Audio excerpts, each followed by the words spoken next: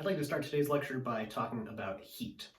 So I want to give you guys a little bit of history before we jump into the equations. It was originally thought that heat was a flow of some invisible fluid between objects called the caloric. So this caloric flowed from hot things to cold things and it changed their temperature. This model actually worked reasonably well to explain why putting a pot of water on a hot stove or whatever causes its temperature to increase. It could explain those things. They can make measurements about those things. But this was called into question when a scientist called Count Rumford noticed that when they were manufacturing cannons, like shoot cannonball cannons, they're manufacturing them by boring. They have a big cylinder of metal and they're boring a big hole down the barrel. And in doing so, the metal got really, really hot. And he concluded, well, it's going to keep getting hot as long as we do this. So there is not some finite amount of this caloric that is, flowing into this. We are actually generating heat somehow. And this led to, let me say this. So that was in 1798. This is a long time ago. So this led to a very important experiment by James Prescott Joule of the Joule, who showed that you could raise the temperature of, for example, we'll just talk about what his actual experiment was. So the experiment was this. He knew that if he took a container of water and put it on a fire, right, you could raise the temperature by some amount. And if you knew how hot the fire was and how long you left it on there, you could kind of quantify what's going on in this picture. You could also do the same by immersing a little paddle wheel in, or like a little stirring kind of thing in the water, and connected this by means of some pulley to a weight that would then fall down, and they knew at the time that you'd get out this potential energy mgy. In doing this, he also saw that stirring the water could increase the temperature of it also. So he showed quantitatively that this heat did exactly the same thing to the water as this mechanical work, and therefore they were both the same energy, just different ways of getting it into that.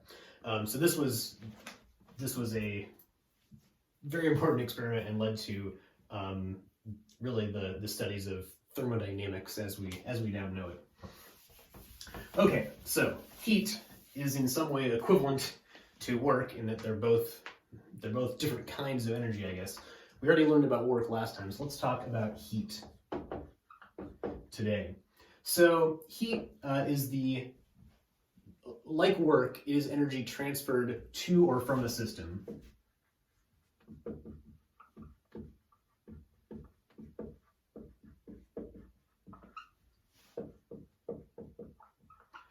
But our mechanical work is transferred to the system by means of a force and a displacement, like pushing on the lid of the piston or whatever. Heat goes into our system a different way. It goes into our system because of a temperature difference.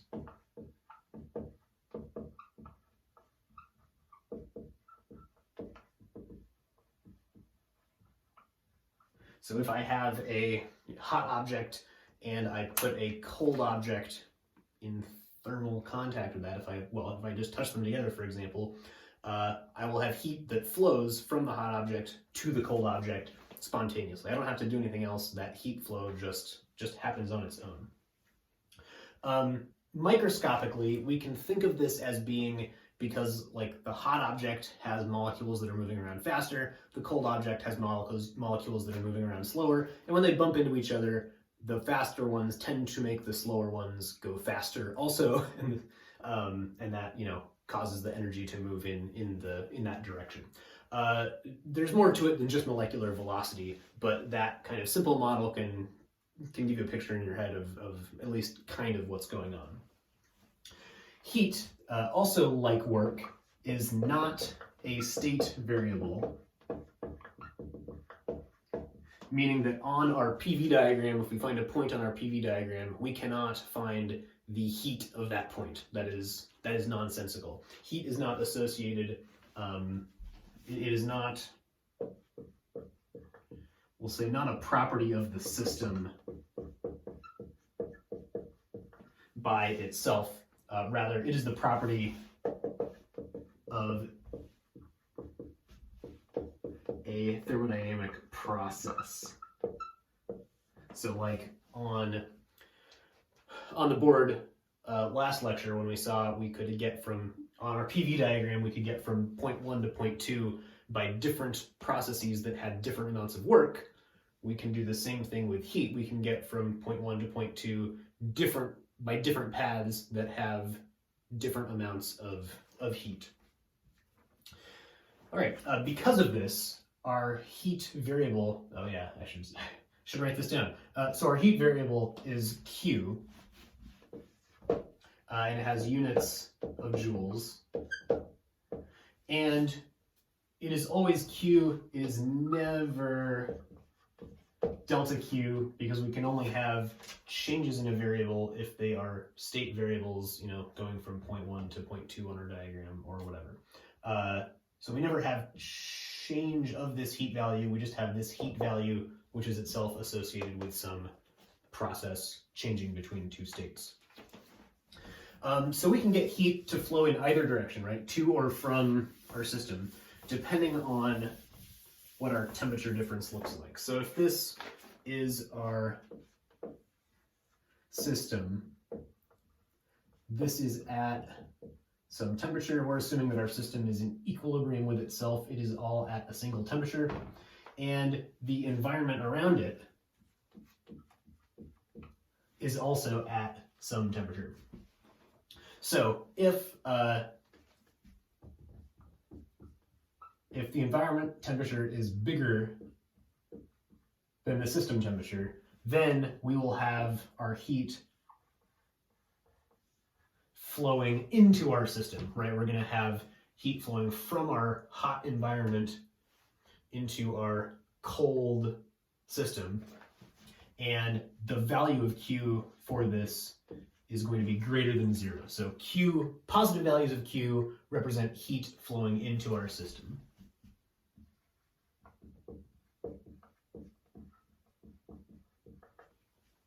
I'll pause here for a moment. If this is like, imagine this is two different pictures, I just don't want to redraw this thing. If instead our environment temperature is less than our system temperature, then we are going to have heat going out of our system, which means that that value of Q is less than 0, and yeah, as I said, heat is going out of our system.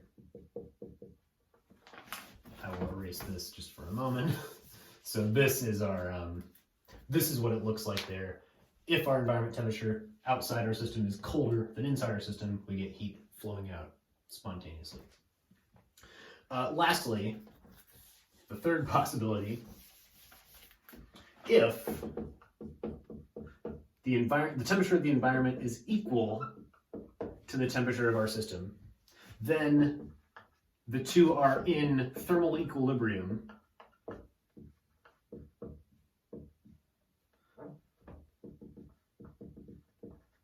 and no heat can flow from one to the other. Q equals 0. All right. I guess one quick example of this. So if we had our system that was a, pot of water on a roaring hot fire. Fire and water, this is very elemental. Outside we have some T of the environment that is very hot. Our, T of the water is cold. I don't know, it's cold water, right? So, high temperature of the environment, low temperature of our system. We can, say that this is our system. Then we're going to get heat to flow from the fire into the water and Q is greater than 0. This is our, we want to be able to draw this for any situation. So I'm doing a simple example just so you can kind of imagine how we might look at heat flows. All right, lastly for this video, we're going to talk a little bit of vocabulary just to clear up some things that we already said. So thermal energy is a state variable. It is like all of the energy in our system from the motion of the atoms. Maybe better, instead of from, I'll say it's energy of the motion of atoms. It is related to temperature. So it changes with the temperature. If we increase the temperature, we increase the thermal energy. If we decrease the temperature, we decrease the thermal energy. It is, and I think,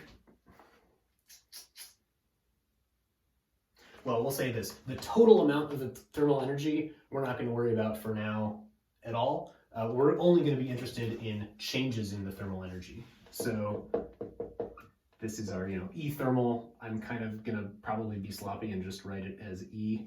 And whatever the actual value of this variable is, we don't care. We mostly just care about the changes in that variable.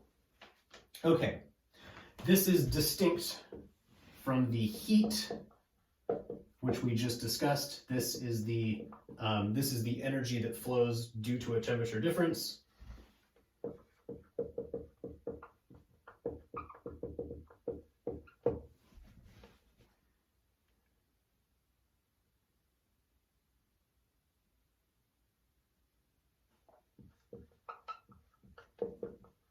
We'll say that this is energy transferred during a particular process.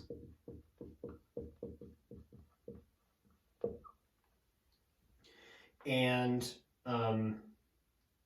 we can also have situations where two systems are not thermally interacting, and then we can have Q equals 0, so there's no heat flowing. Q equals 0 means no thermal interaction. All right, last thing about heat, and that is that adding or removing heat to a system can change the thermal energy, but it does not have to.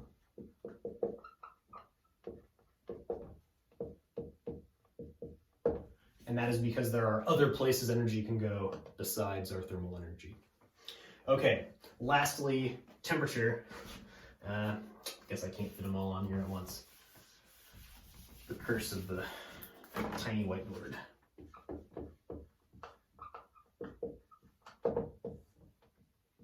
So our temperature, the book gives the following explanation. It says it is related to the thermal energy per molecule, and then it says that's not a very good definition.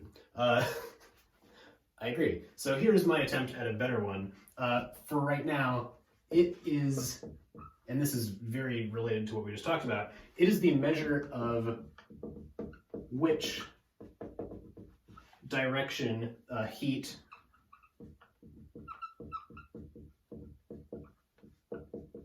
wants to flow. So very hot objects, they want to have heat flowing out of them. Cold objects want to have heat flowing into them, and how badly they want that is their temperature.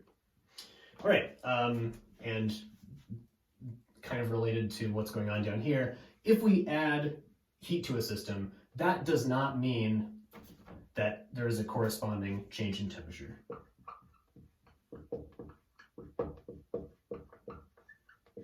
And that's for the same reason as down here. If our heat doesn't have to change our thermal energy, it should not be surprising that our heat also does not have to change our temperature, since our thermal energy and our temperature are somehow related.